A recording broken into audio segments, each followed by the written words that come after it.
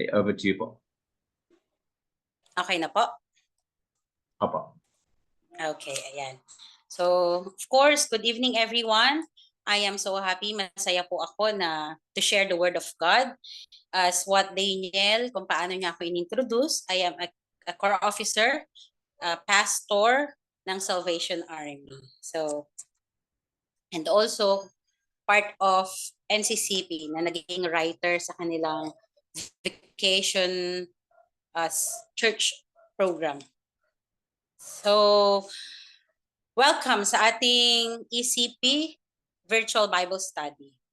May passage, the passage for tonight ay matatagpuan po sa John chapter 12 verses 20 to 33. And our memory verse ay from John chapter 12 verse 26. So let's read the passage first on the next slide. Thank you, Daniel. So, God honors all who serves. Yan po ang aking pinaka-title ngayong gabi.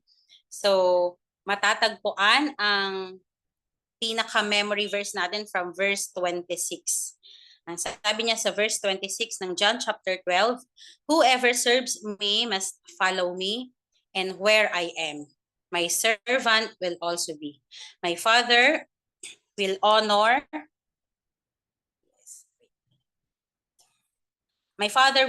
the one who serves me." So from our memory verse, that is one of the strong statements Jesus said in our passage. So malalaman natin later on kung ano pa yung ibang mga statements na binitawan ni Jesus Christ. So for everyone, thank you for being with us tonight. So on our next slide, our biblical passage, I'm going to read it from New International Version. John chapter 12, verses 20 to 33. Now there were some Greeks among those who went up to worship at the festival. They came to Philip, who was from Bethsaida in Galilee, with a request. "Sir," they said, "we would like to see Jesus." Philip went to tell Andrew. Andrew and Philip in turn told Jesus. Jesus replied, "The hour has come for the Son of Man to be glorified. Very truly, I tell you, unless a kernel of wheat falls to the ground and dies, it remains only a single seed. But if it dies, it produces many seeds. Anyone who loves their life will lose it, while anyone who hates their life in this world will keep it for eternal life. Whoever serves me must follow me, and where I am, my servant also will be. My Father will honor the one who serves me." I highlighted that. Next slide. Verse 27. "Now my soul is troubled, and what shall I say? Father, save me from this hour. No, it was for this reason I came to this hour. Father, glorify your name." Then a voice came from heaven, "I have glorified it and will glorify it again." The crowd that was there and heard it said it had thundered. Others said an angel had spoken to him. Jesus said, "The voice was for your benefit, not mine. Now it's the time for judgment on this world. Now the prince of this world will be driven out, and when I am lifted up from the earth, will draw all people to myself." He said this to show the kind of death he was going to die. So God bless the reading of his words. So let's check the background of the book. So ito po ay isang napakagandang passage. Let's check the background of the book para mas maunawaan po natin yung gustong ipaliwanag, gustong ihatid ni John as a writer ng libro ng John. So, first of all, syempre alam naman natin that Apostle John is the author. Siya po ang sumulat ng John, at si John ay anak ni Zebedee. Ang libro po ng John ay part po siya ng tinatawag nating four gospels.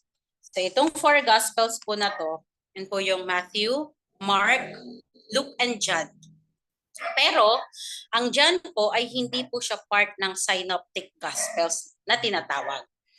Ang tinatawag lang po na synoptic gospel ay ang Matthew, Mark, and Luke. Bakit siya synoptic gospels? Bakit tinawag yung tatlo na synoptic gospel? It's because pag sinabi po natin synoptic gospel, meaning to say they have meron silang pagkakapareho, may commonalities. May commonalities sila. Yung kwento ng Mark, matatagpuan mo rin siya sa Luke, matatagpuan mo rin siya sa Matthew. Ganon. So parang, meaning to say, parang iisa ang naging source niya or it's either copied yung book ng Matthew, Mark, Luke. So that's why it's called synoptic gospels. Pero pagdating naman dito kay John, pagdating naman kay John, hindi siya naging part ng synoptic gospel kasi most of the writings ni John ay wala siyang pinagkopyahan. Siya lang yon. Siya lang yung may sulat nun. So itong passage po natin tonight, ito pong John chapter 12 verses 20 to 33, ay doon lang po matatagpuan sa John. Hindi mo siya makikita sa synoptic gospel. So, since si John ang nagsulat, kapag gusto niyang banggitin yung kanyang sarili, doon sa libro niya na John, hindi niya tinatawag yung kanyang sarili as si John na disipulo ni Jesus Christ. Hindi siya ganon. Meron siyang parang bininyagan niya yung kanyang sarili as the disciples whom Jesus loved. So take note, hindi po si Jesus Christ yung nagbigay ng pangalan sa kanya na the disciples whom Jesus loved. Si John lang ang tumawag sa kanyang sarili, the disciples whom Jesus loved, because of yung closeness ni Jesus Christ and ni John. And sa buong libro ng John, we can find it in 6 verses sa buong libro na ganyan talaga ang tawag niya sa sarili niya. The disciple whom Jesus loved. So yun yung about sa background ng libro. And the main theme ng kabuuan ng libro ng John, gusto niyang i-prove yung kaisipan na Jesus is the Son of God and that all who believe in Him will have eternal life. Kaya nga, yung sinasabi natin na heart of the Bible, ay dyan nga matatagpuan sa John. John chapter 3 verse 16, for God so loved the world that He gave His only begotten Son, that whosoever believe in Him shall not perish but have everlasting life.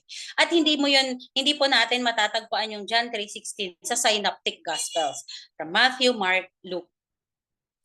Only in John. So, let's proceed to the next slide. Ang context po ng passage ng John chapter 12 verses 20 to 33, sa ibang Bible, hindi siya nahati. Sa ibang Bible pero nahati siya. So, kinuha ko yung part na dalawa. Yung first part na matatagpuan siya sa verses 20 to 22. Yung first part, it's all about the coming of the Greeks. And the second part of our passage, from verses 23 to 33, pero sinama ko yung hanggang 36. Yan. It's all about the time when Jesus predicted His death. So, dalawang part siya. So, tignan natin yung first part. The first part of the passage on the next slide. So, katulad ng sabi ko, yung verses 20 to 22, ito yung patungkol sa coming of the Greeks. First of all,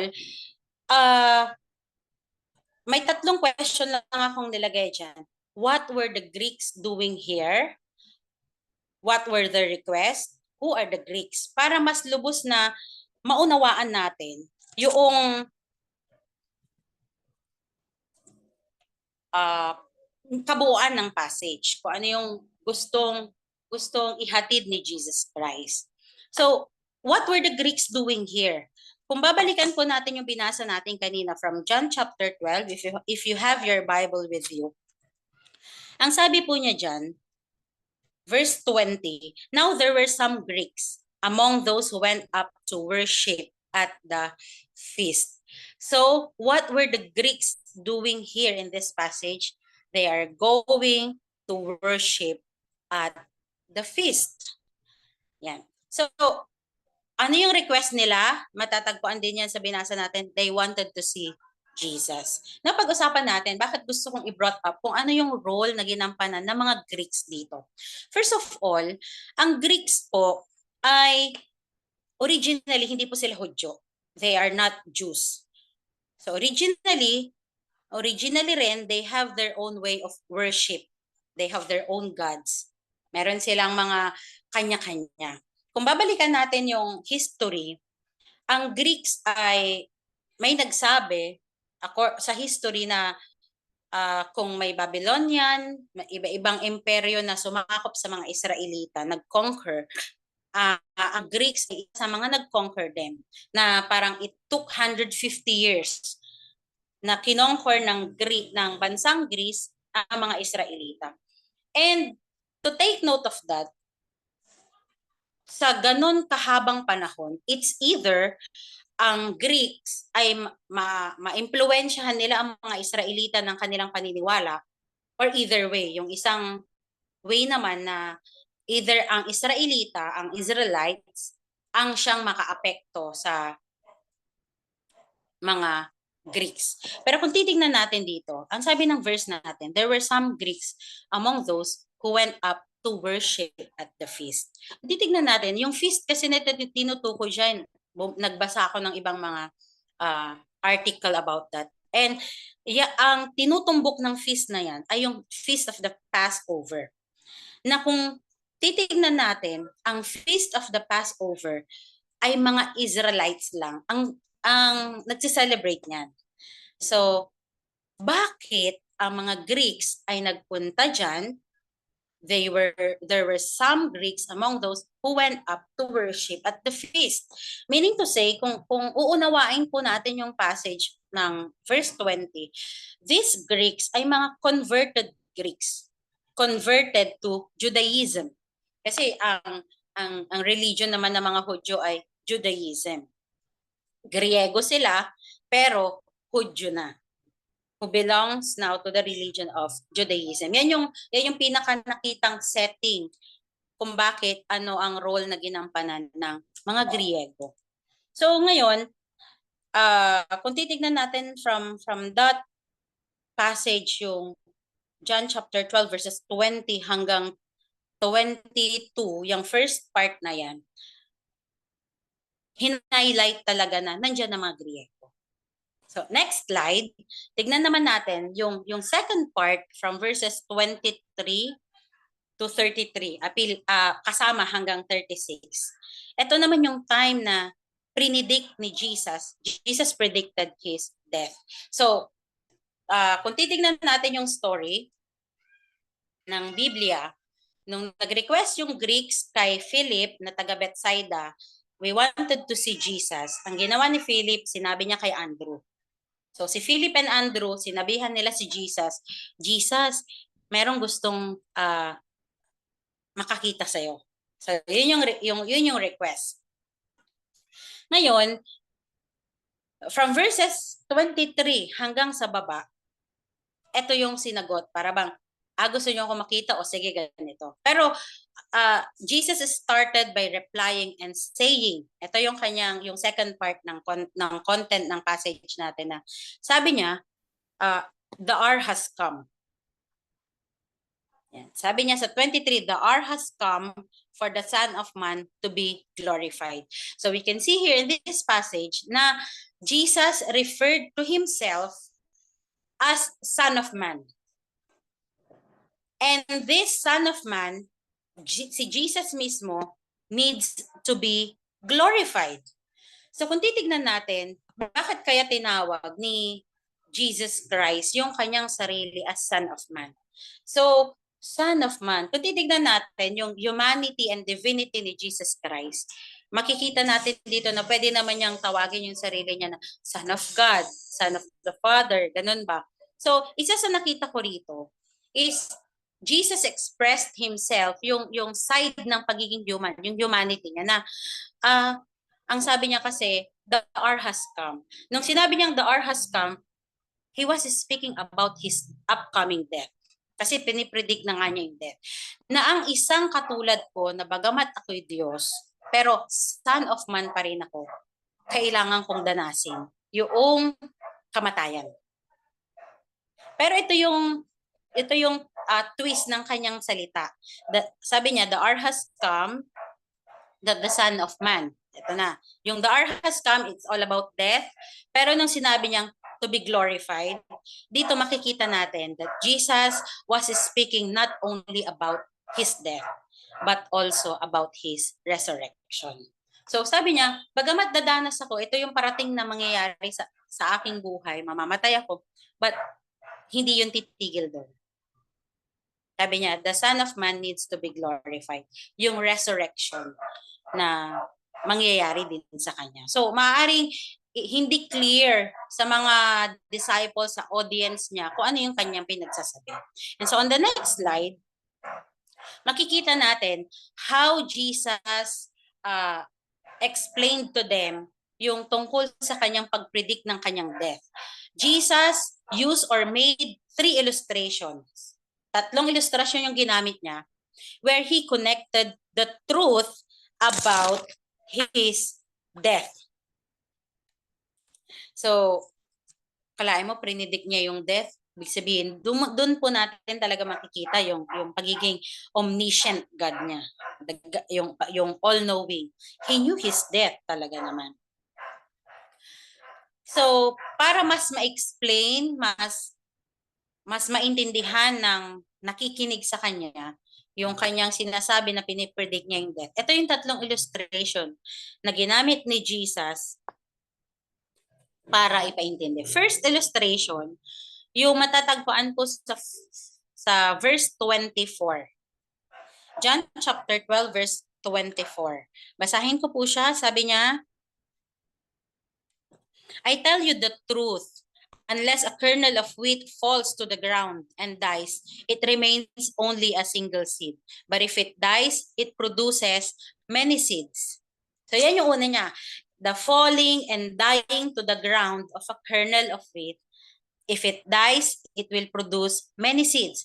Jesus needs to die to be able to be resurrected. Kung titignan mo yung ginamit niyang metaphor for this to illustrate yung pag-predict niya ng kanyang death sa mga disipulo at sa mga Griego, kailangan mamatay ako. Bagay yung isang butil ng trigo, kapag hindi yan nalaglag sa lupa, sa ground, at hindi yan namatay or naisuksok sa lupa, sabi niya ganon, unless ganon yung mangyayari, sabi niya, it will only be a single seed. Pero kapag nahulog sa lupa, yung falling and dying to the ground ng isang butil ng trigo, it will produce many seeds. So, unti-unti, ginawa niyang klaro sa mga nakikinig sa kanya yung tungkol sa kanyang death na para bang inilagay ni Jesus Christ yung kanyang sarili na parang ako bilang butil ng trigo, kailangan kong mamatay para makapag-produce ako ng marami.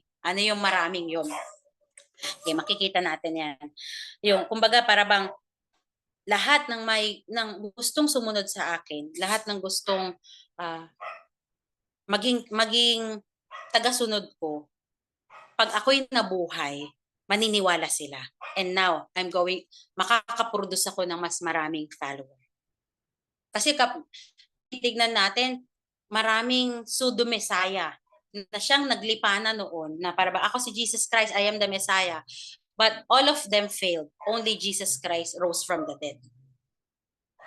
So, yun yung gustong ipaintindi ng Diyos. Yung second illustration na ginamit niya, where he connected the truth about his death, is matatagpuan naman sa verse 25. The man who loves his life will lose it, while the man who hates his life in this world will keep it for eternal. Kung titignan natin, bakit yun ang ginamit na illustration ni Jesus Christ na tungkol sa kanyang kamatayan na Ang isang tao na mahal niya ang kanyang buhay, mawawala yun sa kanya. Ngunit ang isang tao who hates his life in this world, eternal life. So, kung titignan natin yung understanding ng verse na to, sabi niya, kung ako lang, bilang son of man, ay gusto ko ang buhay ko. Sana pwede naman akong hindi na lang mamatay para i-prove na maging Diyos ako. Sabi niya, yung the man who loves his life, it's not, hindi yan yung mismong yung literal na buhay, pero yung life as yung buhay na may sarili kang desisyon, may sarili kang mga interes, may sarili kang mga gusto, na para bang ang isang tao na mahal niya kung ano yung gusto niya lang, will, sabi niya. Pero sinasantabi niya yung kanyang mga kagustuhan, will keep it for eternal life. Connected po ito doon Jesus Christ doon sa Garden of Gethsemane. Pwede lang, if only you will remove this cup from me. Nung sinabi niyang yun. Merong illustration na ginamit lang na mahalin ko na yung sarili ko na ganito na sana, wag na lang ako mamatay. Kasi naglagro naman na, and prove to them na Diyos ako, I can prove to them na ako nga yung Messiah, I can prove to the people na ganito. Huwag na lang humamatay kasi kahihiyan masyado. Ang pag ikaw ay hubot-hubad, 'di ba kung titignan natin yung mga isa mga the cloak, 'di ba? Ano siya yung doble-doble. From their traditions, napaka kanila yung matakpan yung kanilang flesh. And when a person kahit na labas na flesh, isa yun nakahihiyan sa kanya. Dadanasin ni Jesus Christ na wala siyang damit, only yung sa kanyang pambabalang. It's such shame. Nahihiyan yon community. Sabi niya diyan sa life, kung mamahalin ko tong buhay ko, itong ko lang bilang part ng humanity ni Jesus Christ, I will lose it. Fulfill ang misyon ng Father. Yun yung gusto niyang iparating. So I need to hate yung self-interest.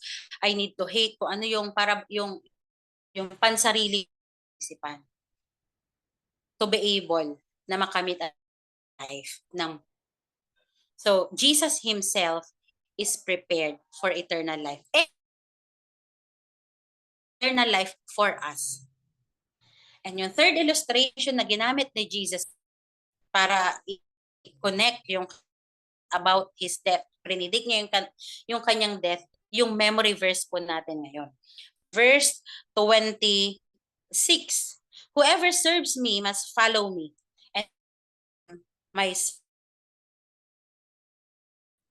my Father will honor the one who serves me. So, in-illustrate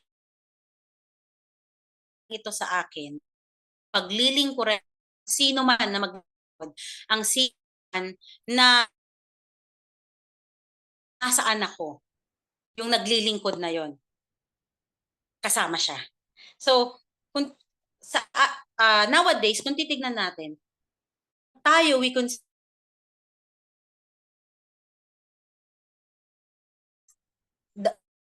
very promising kasi yung verse 26. Servant kita dahil taga-sunod kita. Servant will also, nandoon din servant ko kung nasa my Father will honor the one who serves me.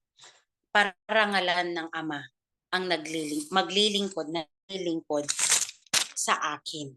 So, on the next slide, makikita natin talaga na yung third illustration na yan, na whom Jesus used or made, yung whoever serves me must follow me, and where I am, and also will be. My Father will honor the one who serves me. Yung pinaka-memory verse na yan. It's a very beautiful and promising statement. Di po ba? Na para bang kapag pag ikaw ay anak, may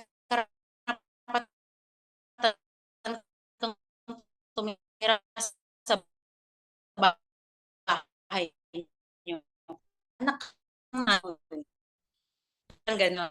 Ikaw muna pag naging mo ko, sino man, sabi niya gano'n.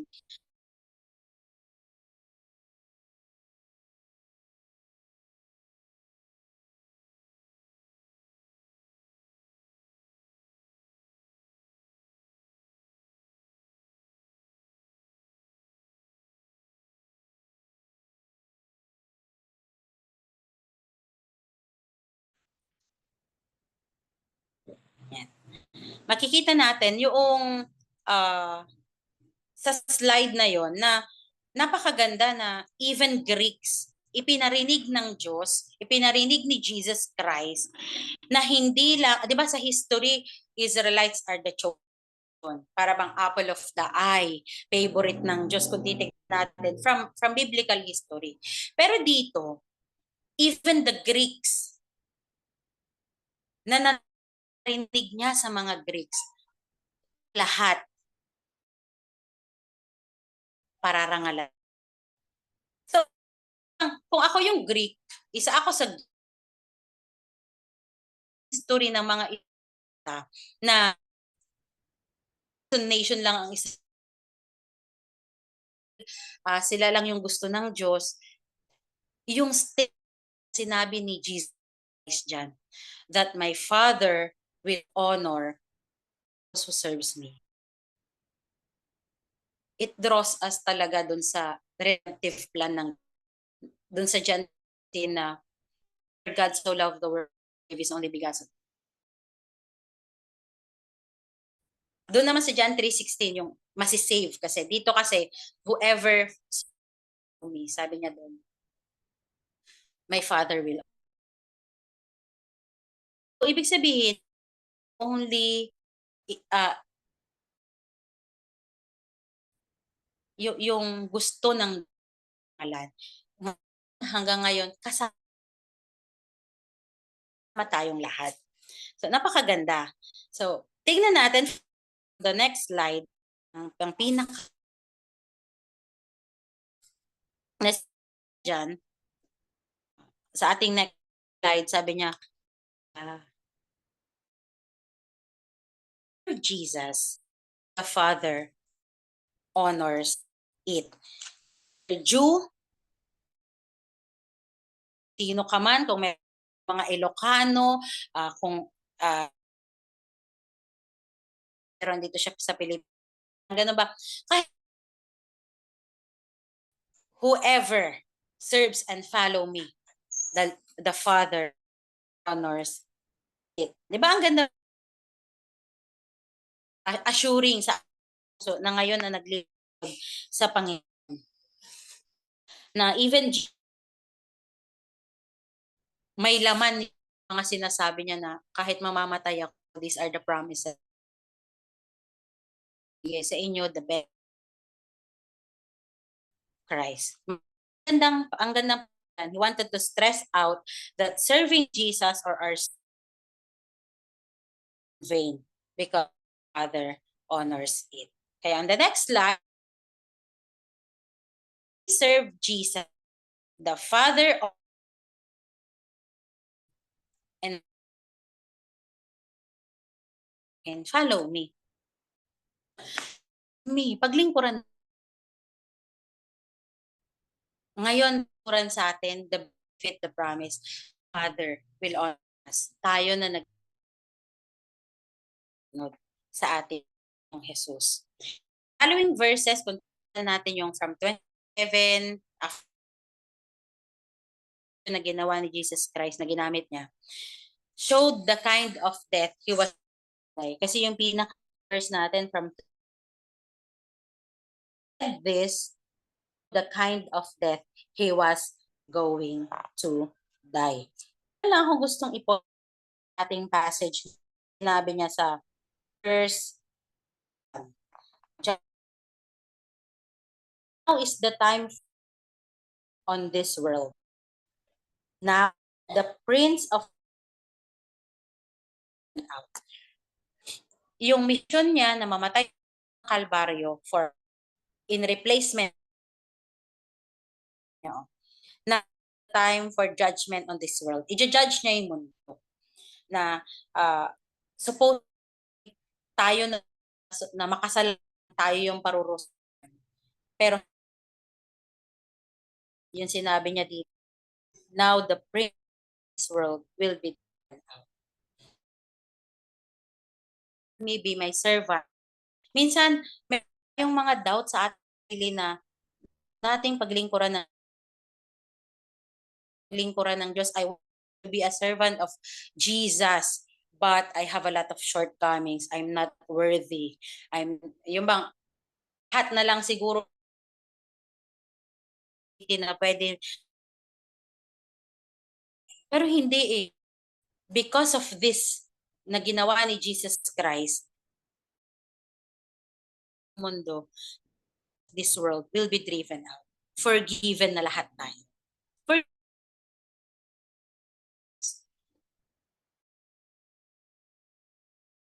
Lahat. Na even though Jesus was predicting his death, verse 33, going to die. Laying a message to us. Kalain mo yung mga bawat illustration, meron siyang i-stress out. Isa. And kung titignan natin sa ating next slide, dito sa ating passage, ano ang sinasabi ng passage natin and the memory verse sa atin ngayong gabi?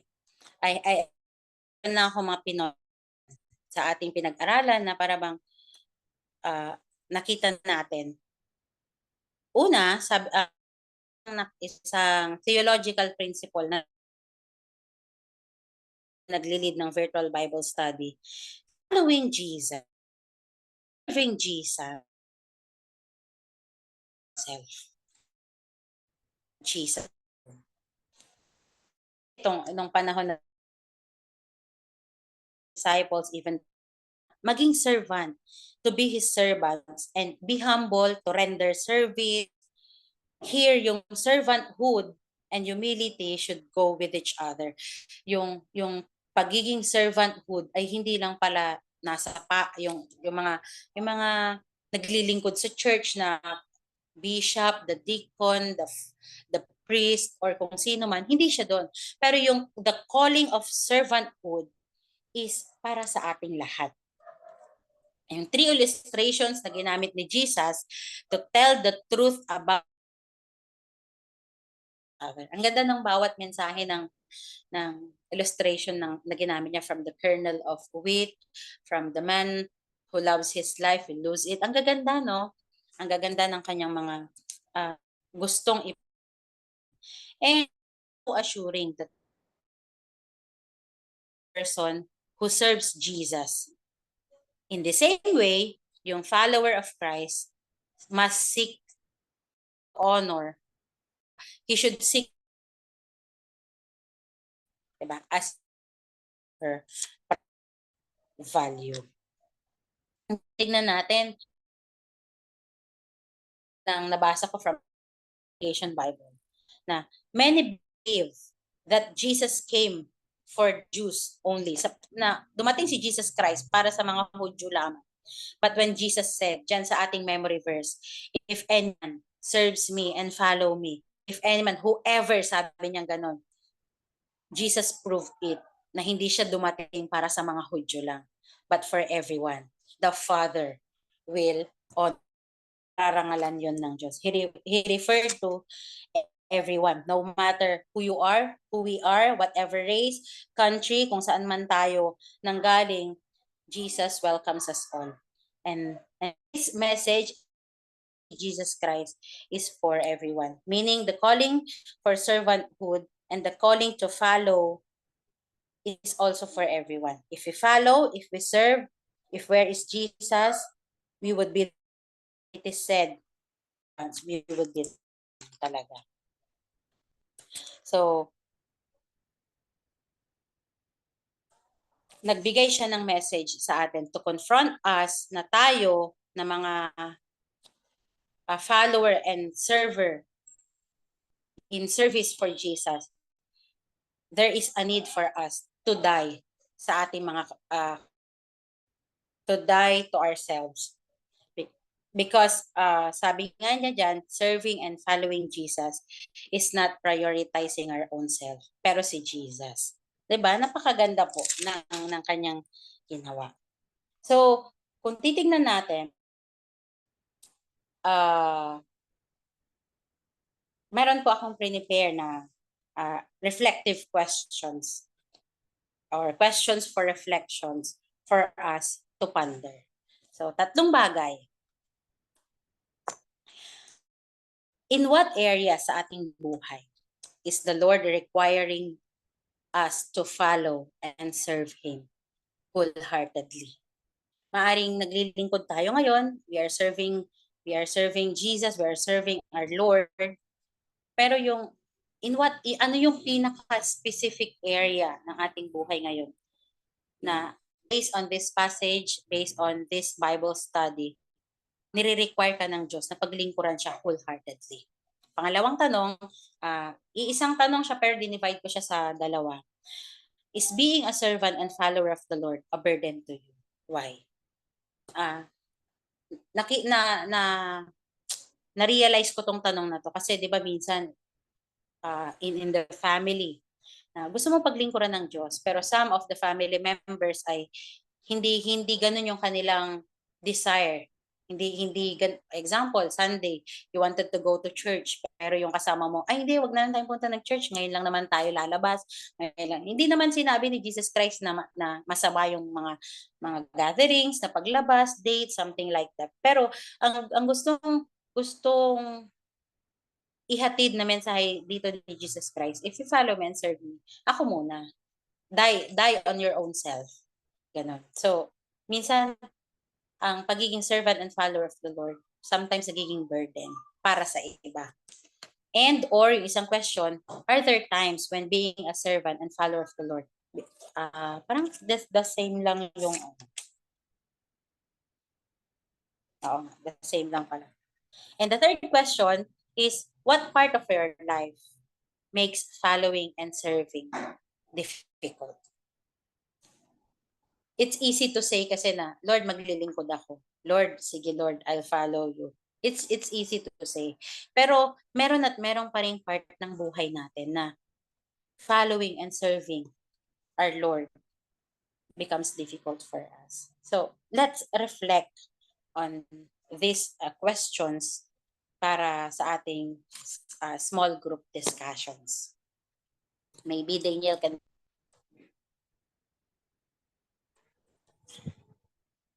Okay, so over to you, Captain.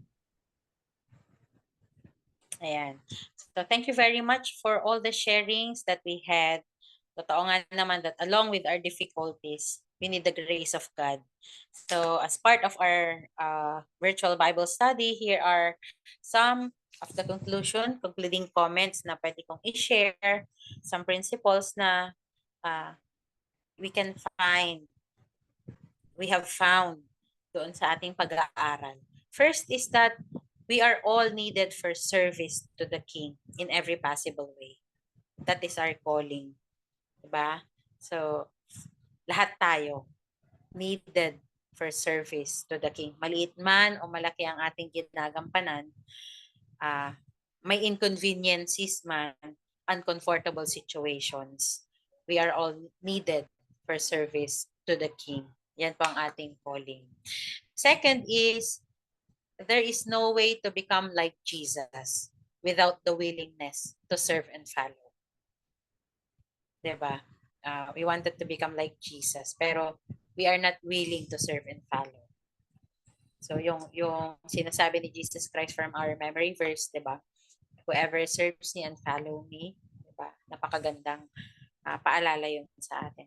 Last, syempre, nowadays, one of the hard truth talaga naman, itong pangatlo, many people know Jesus and want to be like Him, but refuses to surrender, to follow, and serve.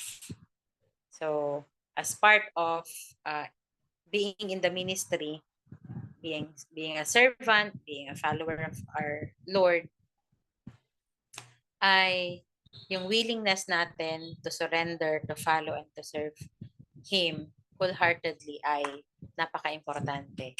Yung tatlong questions for reflections, actually, totoo yun. Tama yung napansin nyo po na yung question number 3 parang connected siya sa 1 and 2. Actually, dinesign ko po siya talaga na i-paraphrase para mas makita natin, mas madig natin yung pag-aaral natin about being a servant and follower of the Lord Jesus Christ. Ang tinutumbok lang po nun talaga yung pinaka heart ng pinag-aaralan natin ngayon. Yung being a servant of our Lord Jesus Christ. And the Father will honor all who serves Jesus Christ. So thank you very much. Thank you everyone for a wonderful sharing. Salamat po sa inyong paglaan ng time. And I am happy na nakarinig ako ng mga Ilocano word. Ganon. Pangasinan po ako. I know how to speak Pangasinan. I know how to speak Ilocano rin po. And right now, since naka-assign ako sa Cebu, I'm learning to speak Cebuano. Naaman po, makasulti man po gamay, makasabot me for 8 months. So I'm learning. Isa rin yun na yung bang being a servant and follower ay talagang being in the mission ay aaralin mo naman talaga. So it was also nice meeting you all. Thank you so much, Daniel. Yes. So before we end, so siguro ay meron pong isang awit na pwedeng i-play ni Daniel. Yung isang awit na nagsasabing, make me a servant. Nawayan ang ating maging prayer, humble and meek. Lord, let me lift up those who are weak. And may the prayer of my heart always be, make me a servant, make me a servant, make me a servant today. So pagkatapos po na mag-play ng awit na yan, let's meditate on that song. Then I will close in prayer.